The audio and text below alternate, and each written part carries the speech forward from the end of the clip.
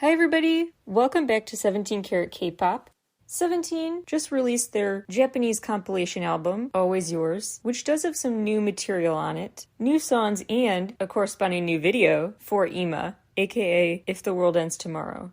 Before, though, I get into my big Easter egg hunt mode and analyze the heck out of that video, all the hidden details in it. It's a fitting time with this album that feels like quite the end of an era. I want to reflect on what I think specifically it is about 17's music that has personally resonated with me as an autistic person.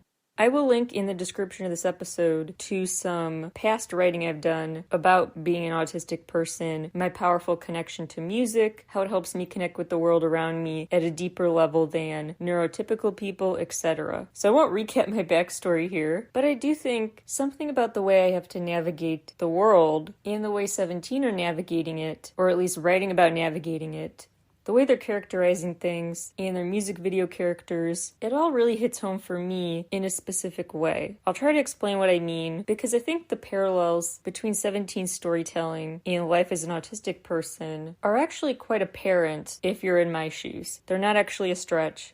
I do wonder if there are certain K-pop artists' work who, I don't have the data with me, I'm just speculating. I wonder if there are certain K-pop groups who have a higher percentage of autistic fandom members. Because my faves are partially my faves because their music just does something special to my brain and helps it focus in ways that are pretty unique. So anyway, here are 17 reasons why I think their work really resonates with me at a very personal level. Now, obviously, everyone who is autistic is different, but here is my assessment of my own connection. Number 1, the sonic intricacies of their work. It is super layered production that spans many genres, subgenres, influences overall, emotions.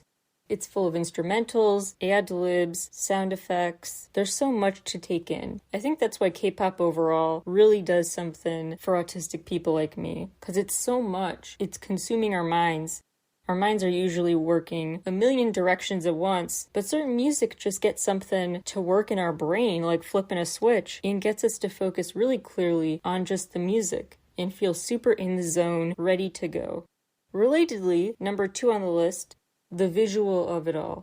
K-pop videos are so immersive for me to watch and somehow get all the wires that are usually crossed in my brain or undone or whatever to clean up and work as I focus on the mesmerizing spectacle of K-pop choreography, other aspects of synchronization, all the bright colors, the rapid fire action and scene pivots, eye-catching wardrobe, larger-than-life sets, and 17 is that times 10. I mean, I've watched the hit performance, that chorus dancing, a ridiculous amount of times, and the very nice chorus. This stuff just mesmerizes me. Some people put on like a video of a fish tank or something to relax. I focus on the mesmerizing, incredibly sharp, precise 17 choreography. That's my visual therapy. Number 3, why I think their music really gets to me, the repetition and counting. I don't know if you've noticed, not just the pop music repetition that I think we gravitate towards. They count a lot in their videos, like 1, 2, 3, 4, or 3, 2, 1. I don't know, they have a lot of lyrics about counting. My brain appreciates order, list type lyrics like that. Number 5, the feeling of interactiveness with their work. I think it's super common to feel like a weird outsider / alien as an autistic person. Like we don't belong in this world, it wasn't designed for us and our sensory issues or other sensitivity socially. So to feel welcomed and included in anything, any invite feels like, oh my gosh, are you sure? Am I allowed to be welcomed? That invite comes in the form of their songs, not just the call and response nature of some of the chanting moments like, say the name 17 and 17 right here. But also the songs like _world. They literally put a break in there, an underscore for you to fill in the blank. Then there was the semicolon era when your album came with a mini weaving kit. Not only are they presenting a new musical concept for a new era to you, but they're presenting it in a way that's interactive. You're not just a passive consumer. They want you to really engage with the thematic material. So auditorily, visually, and kinesthetically, they're immersing you in their messages. Number 6 has to do with that too, their live shows. I know it's odd, as someone who's very noise sensitive, to love concerts, but something about it being music that is putting me in that crowded, noisy situation changes the whole equation. And I really am like on another level of joy and feeling very in the zone, plugged in, when I'm at a live concert for an act like theirs that is so mesmerizing to watch, so immersive, so all-consuming. Number 7, the relatability at the end of the day in their stories. Because autistic people are just people like you, same emotions, same experiences, and they speak to that stuff. That's why they're so popular, period. Number 8, that message again about going your own pace in life and being okay with that, maybe taking longer than other people to do certain things, to break out of your shell more. 9, relatedly, the lack of self-consciousness. I think a lot of autistic people, like me, we are very in touch with our inner child still. Part of us just really doesn't grow up and gets giddy over little things, excited and ready to jump up and down with joy over little things that go our way. Feel like big victories, like, whoa, luck's swung in my direction today. And just often childlike interests. Perhaps because we don't fit in, and that's a silver lining. So the cool kids aren't like, come enjoy our mature hobbies, so we spend our lives playing games and stuff. I don't know. You know, as I've said before on the show, I mean, stan American Girl. American Girl still brings me so much joy, and so do other people. I found so many people on American Girl Instagram who are autistic. Like, a lot of us didn't even know it, but we are, and that interest just formed among us. So anyway, whatever form it takes you to feel in touch with your inner child still can be very stabilizing and comforting to people like us who are overwhelmed easily by this outside world that, again, wasn't really designed to handle our sensory needs, not designed with us feeling included. So we retreat to our special little world of childhood. That lack of self-consciousness about interests, how you present yourself to the world, if you like what's cool or not. 17 have that attitude too. I mean, they have songs about it, like Kidult, about their interests as a kid and being youthful. Their videos show that too. The pillow fights, the birthday parties, the shopping cart races. They have these childlike mindsets they let take flight, not caring about looking like these cool, suave, mature boy band members. But next on my list is the fact they do address growth, maturity, and struggles that come with it. Unique through line in their lyrics I've written about before on my site is how 17 always talk about not knowing how to talk about stuff. They do. They talk about not knowing what words to use to convey something. Like in love letter era songs, they sang about, I'll just try to write down how I feel, because I don't know how to get it out. I'm too nervous. That was what the debut Adore You was about. They sing about struggling to find the right word to say thank you because thanks feels so weak in the song Thanks. Things like that. I find it so relatable because my mind can be like that, often going blank because there's just too much going on sensory-wise to process to even think of just speaking language. Just English words coming out is at times hard. Actually, in the past, I was selectively mute. So when I was younger, I actually physically stopped being able to speak in certain public places. So that sense of having to say stuff when that feels really hard to articulate, I get that. And their message has to do with that too. Next on my list, the ways they go beyond language to articulate their feelings. I'm an overly analytical person, as you get from my Easter egg deep dives like the one coming up, and so they do find ways, like my ongoing essay series as well talks about, to convey messages beyond words. They address the limitations of language, show you how they feel through props, dance moves, even color schemes, outfit changes. They really think of every detail to give every story layers of storytelling so that if you don't fully relate to one format, they can hopefully resonate with you through another. So 1, sonic richness, depth. 2, their live performances. 3, their stimulating videos. 4, the repetition and counting. 5, lack of self-consciousness and embrace of their inner child, their dorkiness. 6, the growth in maturity and trying to make sense of complex emotions. 7, ways beyond language they try to use to articulate feelings.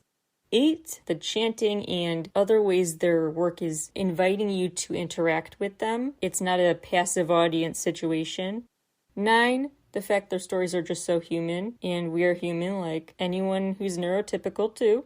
10, dependability. We love predictability. It helps comfort us, and I know what to expect kind of format-wise from 17. And their symbol usage, their framing of things, but also they mix it up, but there are some consistencies I appreciate being able to rely on. 11, that message about going your own pace in life and being okay with that. 12, their consoling message for anyone with anxiety, really, and the overlap is quite significant. A lot of autistic people are anxious for natural reasons, again, world not designed for us and our sensory sensitivities. Their music does just, outside of autism, address anxious people's concerns. Like, they have lyrics about stopping to pause and trust that everything is going to be okay, learning to let go, learning to let people in, not isolate yourself when you're nervous, how to cope, how to feel back in control of your own life, own narrative. Very consoling, empowering words for anyone who's really shy, nervous, or both. 14, that speaking to the desire to control your narrative outside of labels. So they're themes of just, I'm going to write my own script for life, live the movie of my own life, star in my own movie of my life, not let other people write it for me. I'm going to stay in charge. That's particularly resonant with people like me who feel like we have a label attached to us before people meet us, a preconceived notion that we have no control over. So songs about regaining control of that character defining of yourself really feel personal. 15, we're very into certain specific interests. If you're a super movie buff or into psychology, there is an element of their work that ties into that you could see the overlap in. Talking about everything from the psychology of 17's videos to movie references, they take me down research rabbit holes. Very much something I think autistic people can be particularly good at. Number 16, their whole show within a show premise, their whole video story, Truman Show-esque movie within a movie setup, it really relates to the way we live life. Feeling like we have to play a role in public. We play characters in a script other people handed us. Sometimes we're just kind of baffled by social cues, the nature of social interactions, foreign to us. Irving Goffman, for sure, comes to mind when I think about how I view the world. If you're a sociology nerd like me, you know what that means. But life is theater. Feeling like one way to interpret life is when I gotta go out in public and pretend to be neurotypical when I'm masking. I gotta deal with this script and play this role, and I take the theater mask off in private. So the way I live life is kind of like the way their music video characters do. And number 17, their ultimate ethos you will see in the next part of this episode, that you can do anything if you have the right support group around you. The sense that no, you're not limited to stereotypes or what other people insist is all you are capable of. You're capable of everything if you have the right people around you. In that sense of reminding you the world is welcome for you to take as well and your place in it. That permission is really, I think, getting a receptive audience with people like me. That sense of you can, not you can't or you shouldn't, and empowering, inclusive ethos. So that's how their work resonates with me, but again, everyone's different. But I hope I gave you something to think about when it comes to autistic people and our connections to certain artists. Time to discuss the EMA video, aka If the World Ends Tomorrow. This is my annotated version of this video. 17 always incorporate so many details into their videos. This is no exception. So many Easter eggs. I tried to get them all. Let's break it down bit by bit. First thing I want to note, right off the bat, is the disco ball in this video. So already we have a nod to past eras, Pretty You and Rock With You. The opening features Junhan, who notably kicked off the Dream video, just calmly entering that hotel setting, ready to enter a dream world, check into the dream hotel. Now he's in trouble. Now he falls onto the road. He was running with this flaming bouquet. There's chaos all around him. This blur. Everything's a blur. It's like the dystopian, fend for yourselves, run for your lives, panic that seemed to set the scene in the FML video. That is back here for part 2. Then it was more like, get out of here. They had all the nods to the Truman Show, realizing this is all manufactured. They need to break out of the confines of that world that others imposed on them. This time, it's like, oh my gosh, we're too late. So let's make the most of this last day on this earth, the last day in this world. There's a close-up moment where 2 hands are held and let go of each other. That'll be notable later. Also put a pin in this, there's a close-up of a phone that is left, like dangling off the phone cord, no one answering. So we have fire, flowers, falling in the middle of the road, the disco ball, hand-holding, being zoomed in on, the phone, already a ton of symbols, worth noting. There's an ironic message on the computer where one headline is, End of the World Day 1, Outside, it's chaos. Inside, the members try to create this sense of peace in a group together. One last party with twinkle lights and balloons. Then these bits of streamers form the words to make pieces of 17. That's what it spells. That are formed out of pieces of streamers. Another thing to note that we'll get back to in a second. Wanwoo is back in a phone booth with a green phone. A lot of this will explain the tiebacks after I go through the video, but some as we go along. Esku seems like he forgot something, runs back to an office setting to get it. June is stuck in traffic. Hoshi stares up at a bunch of birds in the sky. This will all make sense, trust me.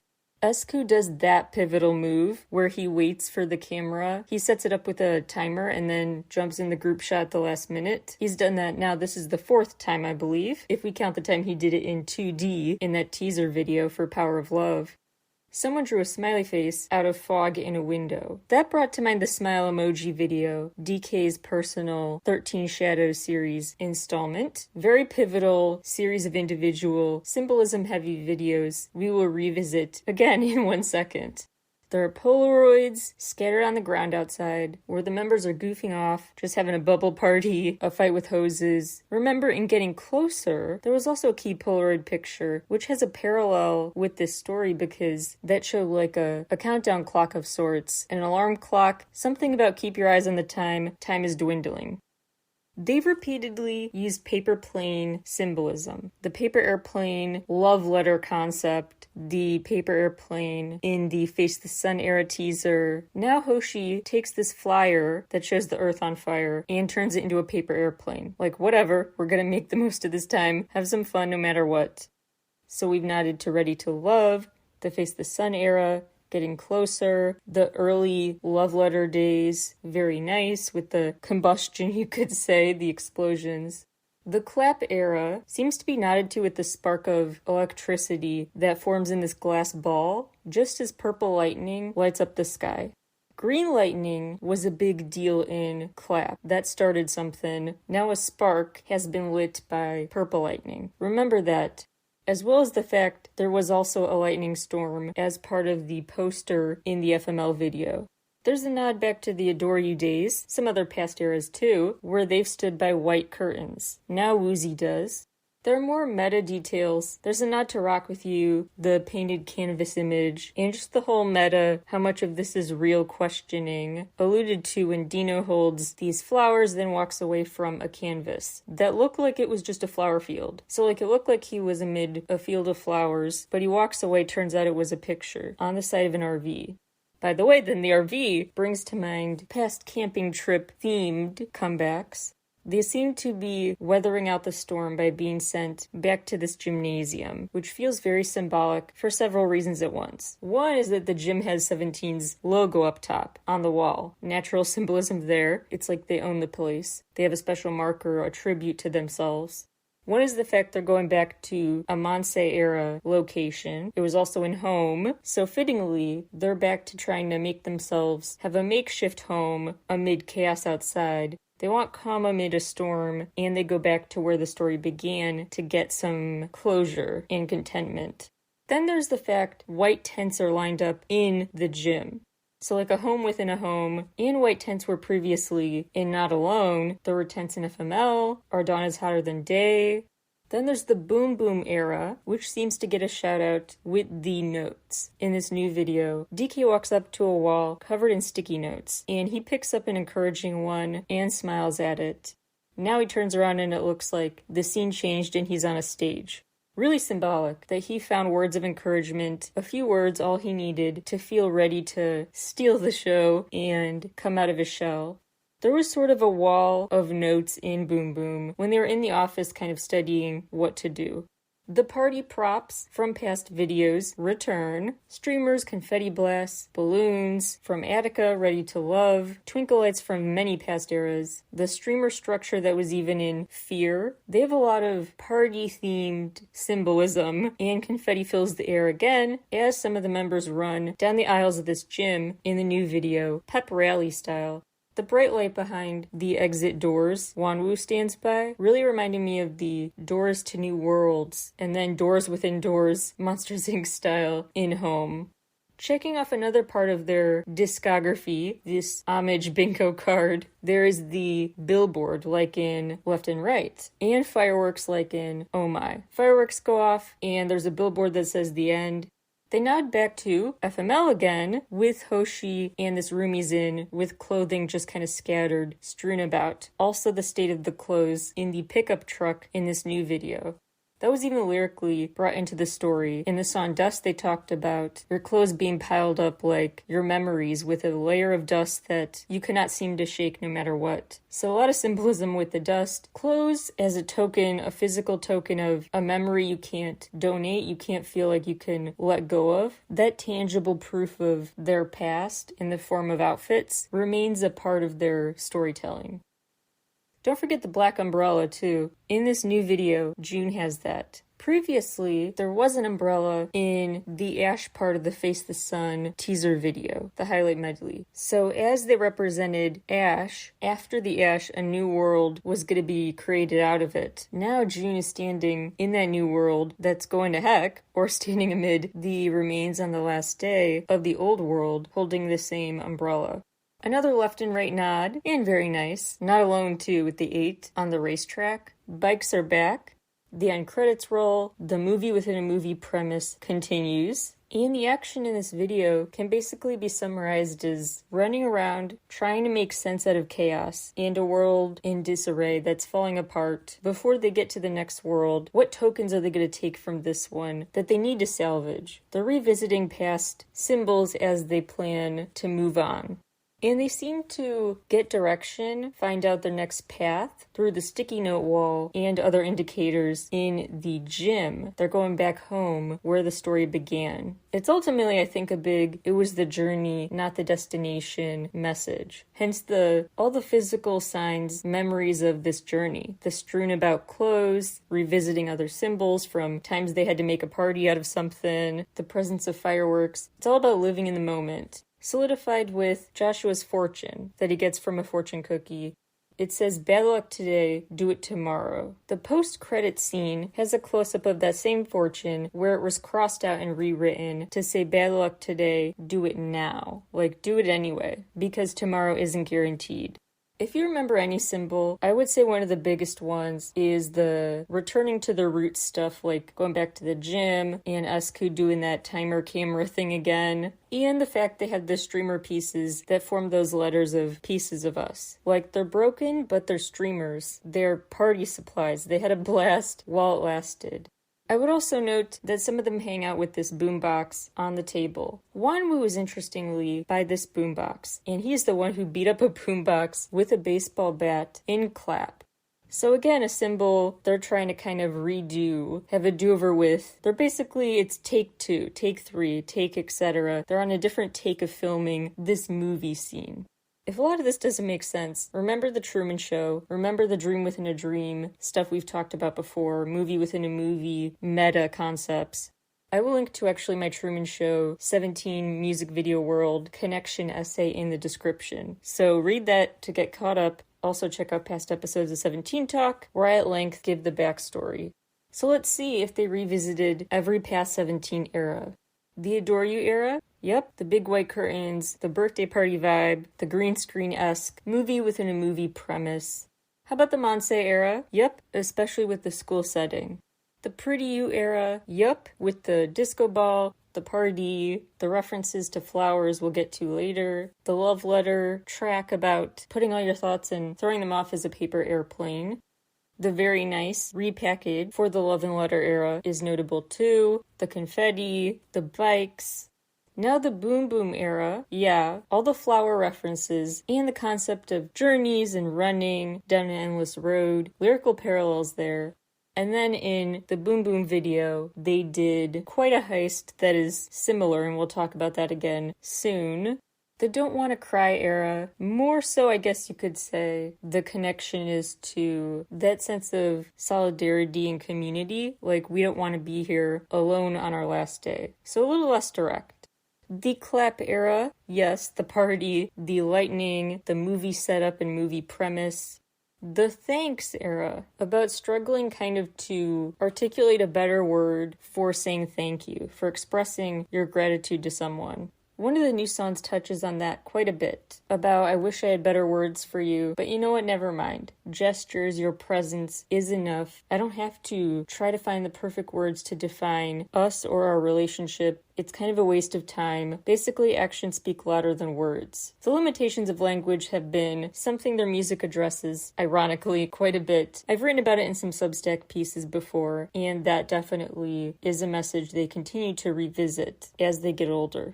The call era definitely nodded to with the sense that they have to hurry and run out of the office to deal with chaos. The phone calls, and remember now, Esku's back in the office for this new video.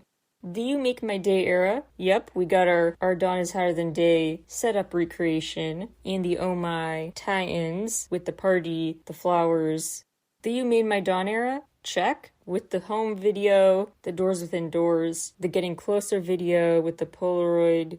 Happy Ending era? Check. That whole video is very obvious with the cameramen in the shot and stuff that they are surely filming something. The An Ode era, with Fear, yes, with that streamer type contraption, plus other elements that make it obvious this is staged in some way. The harness, the podium, the mics in the shot, with Fear and Hit, plus the smoke and flowers. Interestingly, Vernon was inhaling the smoke from those flowers. Now he seems like he's really falling faint and needs the firefighters' help, like a movie scene got too real. The Fallen Flower era, check. The myriad of things flowers can symbolize, all really a core part of understanding 17's whole story. The Hengare era, yep, the billboards as like a nod to left and right, in the bikes, in the street signs, traffic. The center of the road is where it happens. And remember, Joshua was a key player in switching the street sign. Interesting that Joshua was by the traffic lights in past videos. Now he is again, but these flash yellow. Not red or green, but in this interim representing yellow. Plus the My era is nodded to with that RV scene. The 24-hour era, the theme of the clock ticking is obviously back again, as are the surrealist qualities, the this is not realistic cinema of it all, with them walking on walls and stuff. The camera angle work lets you know something is off. The home run era, yep, the movie theater, the car. By the way, September 17th, mark the date, that is the date. The Now Times issued a headline about that missing diamond. Happy anniversary to the Now Times newspaper article in 17's home run video, targeting them for the missing diamond. The Not Alone era, the racetrack setting, bike, the birthday party, the painting. The Ready to Love era, check. With the phone booths, there were 2 of them in that one, plus the balloon setups, the enormous array of flowers. The Rock With You era, yes. The disco ball, the stage is back, like a literal stage. The painting, The Hot video had some details very theater-like, surreal, like they didn't look real, they look like props for a play. And that key moment, SQ releases birds into the sky, just like Hoshi looked at those birds now. Much like the Vernon symbol crossing over, like the effects of inhaling the flowers happening now, it's now like this is the video where all their actions, consequences are revealing themselves. What toll filming this movie took on them. That is becoming visible. Then there's the Sector 17 era, the underscore world video, yes, the billboards, the way they interacted with their surroundings, the car ride into a new world, the dream video, yes, with Junhan starting the action, and the whole clock being nodded to with it. The time on the clock in the hotel in Dream is the same time as SQ's clock in his 13 Inner Shadows video, which starts the Face the Sun era action. The FML video, obviously, and now the EMA video. It touched on every single past 17 era, and then some. Like maybe there'll be more fortune-telling in the future. The song's lyrics refer to some past themes in their work too, and they're about trying to give you their future, their last smiles, their last dance, their last moments, cherishing your presence right there in front of them. It made me think of past songs like Rocket, where they sing about how long are you going to be on your phone, the moon is big and bright, let's just dance in the moonlight. There's a reference to in Moonwalker to that. They dance through life and sing about doing so too, no matter what. They danced amid the chaos of SQ's car wreck and left and right. They danced even in a packed school bus. They danced after a long day's work in clap. They danced through left and right despite being very lost. Ima means now. Ima Sarah can refer to present time or present moment. So the song titles for Sarah Sarah and Ima are kind of play on words that go with each other to talk about the present moment. I find the song just so effective with the energy buildup in the final line being Ima, one last time, and then the fact they say last dance, last chance repeatedly. Feels sadly fortuitous with enlistment approaching. Sarah Sarah uses a lot of the metaphors and analogies that will be super familiar to past listeners of my lyric decoding sessions. I want you to walk with me from today onwards. Give me a few words, the best time to see the past season. It has become a flower that does not wither. It's like the road is shaking, can't forget the feeling. Numbers mean nothing to us. Even if you can't leave anything at the end, I can only remember your name, remain to follow our dreams. So lyrics basically about our memories have become a preserved in time flower, never withering, always beautiful and pretty. So it's kind of a play on word, let's reflect on the past season. Like the past season, like the 4 seasons, and the past season like the last chapter of our lives. It's like the road is shaking, can't forget the feeling. That's like that bubbly, butterflies in your stomach feeling, mixed with a nod to their past, references to the long road ahead of them throughout their catalog. And they say at the end of the day, what they'll remember, it doesn't matter how many days you spent together. It's like in Lily Yabai, when they talked about they can't keep us in 12 months. We're gonna have a 13th month of the year, because that's too short otherwise. Just those references to trying to break out of time-space confines to really feel this romance eternally. They have that urgent desire in this song too. And then they sing about following your dreams, which has kind of a dual meaning whenever they say it, because the whole video premise has to do with making your dream worlds literal around you, building them, constructing your dream worlds. Always Yours is a beautiful, sweet tribute to a love of any kind and to their whole discography. They really do run the gamut with Japanese versions of their songs ranging from 2015 to the brand new songs. So it is a 90-minute total runtime and 27 songs. Past lyrical references that go with the story in the new video and songs refer to the flowers, flower metaphors about blooming, blossoming, etc., the members running, often together, running, sprinting, and then singing about taking a break because the journey will be never ending. It's an endless road. It's interesting that in one earlier video, they ran around putting posters up, and now Hoshi takes a poster and uses it as a paper airplane, which is another symbol from a past 17 era. So a nod to multiple previous eras in one. Lots of past eras reference cars and the accelerator, living life full speed ahead as much as you can, but then again, they have songs saying take a break, go your own pace, and they show what happens when you don't with that car wreck in Fear and in FML. It's especially key to note the office settings they go in are very related to where they're supposed to chill. For example, like in Fallen Flower, remember Vernon was just chilling, watching TV in the same room as his office. So this work-life balance is totally not present in their videos. They're always on because they're always being filmed, so they're always working, always playing characters. Therefore, trying to find out who they really are off camera is an extra challenge. The birds, again, like I said before, were in Hot, and now they're in this video too with Hoshi. Junhan also used birds for a symbol with the birdcage theme in her Shadows video.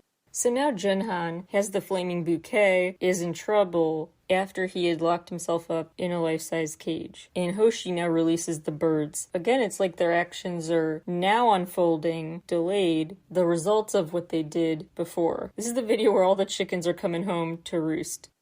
I find extra notable to revisit the plot of the Boom Boom era. Remember, there were 7 tasks in the Boom Boom video, 7 goals. Now, let me know if these sound familiar with the FML Truman Show concept and their current plights in this cinematic world. Goal, set a goal, I guess. Avoid bombs, defend the ship, avoid laser sensors, disguise, surveillance, hide the box. I don't know, those sound very like they were foreshadowing back then. And remember, that was the video with the ship in the bottle, and the ship is the big transport to get out of the set, escape in the Truman Show. So Boom Boom was kind of like their characters, part of themselves, existing outside of the Truman Show. Those cloned versions, I guess, were trying to follow the rule book for freeing the members living in the tiny world in the ship. The new 17 video nods to a bunch of past eras, but is still in the state of chaos of the last video, FML. And I think ultimately, this video is not about a specific plot as much as those overarching connections to past eras. The fact that the story continues and remains ambiguous. I think that's the point. The message is that they don't have a clear message, that it's conflicting up to interpretation, elements all put together, kind of like life, unpredictable and inconclusive, and like an endless journey with many twists and turns. Like their songs, though, at the end of the day, they refocus on what they find truly meaningful. Love, taking your hand, going through this life together. Besides the Boom Boom video plot and instructions, I think if you really want to get the full context of 17's world, the best places to go are videos like this where so many different eras are tied into the same video. And also the teasers, like the Face the Sun era teaser video, the Power of Love era teaser video, and the whole 13 Inner Shadows series of individual videos that are super heavy on symbolism and in hindsight make the Truman Show tie-in super obvious, like how Dino just tries to tune out the show of his life and unplug everything. I also find very instructive, taken as a whole, 17's story and one they reference in a song of the same name, Don Quixote. I talked about this book at length in the Face the Sun episodes of the show, so go to those episodes of 17 Talk for the full background, but I will recap a bit here. He really struggles. The whole book is about this guy Don Quixote who reads so much he basically can't tell what's the difference between his fictional worlds he reads about and reality. And his reality is very warped to him, so he has a disproportionate ego for different things. He kind of has a hero complex and is often out of his element, but thinks he's all that and making things better, not worse, but he's getting involved in stuff he actually is not great at. And he has quite the contrast with his squire, who is this pragmatic thinker. It's confusion, but it's also mixed with kind of playful, childish, overactive imagination scenarios. Think Ramona Quimby. So Don Quixote seems to enjoy his adventures, even though he never learns the truth about them. The message of the story is not then, truth doesn't matter. It's that we all have more power than we think to shape our reality. Our memories are shaped more than we think by ourselves. Like, we really do have autonomy more than we realize. And stepping into that control, fully using it over your own life, is tricky and hard and confusing and hard to know when it's really able to happen. So having that agency can be empowering, very similar to the premise of the Truman Show, right? He's pretty happy, blissfully ignorant. He becomes distraught when he realizes he's not calling the shots. And he gets a kick out of then thumbing his nose at the production team's requests. Once he realizes the production team wants him to do that, then he wants to not do that. People will follow scripts that they feel like they wrote. Literal in Truman's sense, but metaphorically too. So the thing is, 17 have, I believe, genuine fun. It's not all a farce in their videos like Oh My that are more upbeat. The sense of needing to flee, escape, kicks in when they think they don't have control anymore of the narrative. That's why their twist on the Truman Show shows them often watching themselves on TV, like from a security camera perspective, or a director's chair perspective, or just on TV as a viewer, like existing in several dimensions at once. They're okay with continuing to act out untrue stories and enjoy them, and maybe even, like Quixote, have the lines kind of blur in their head, in their memories about what really happened and what happened as they were making a movie, because at the end of the day, they had control. It was their story, and they find some solace in that. I see many parallels between the Truman Show and Quixote, actually. The lessons about what really matters, not being the small stuff, but the bigger things, like autonomy. The sense that actually you have more control over yourself than you thought. The feeling of being perpetually out of place, not fitting in, being a weird oddball who's disregarding norms. Entertaining figures because of their out-of-their-element traits.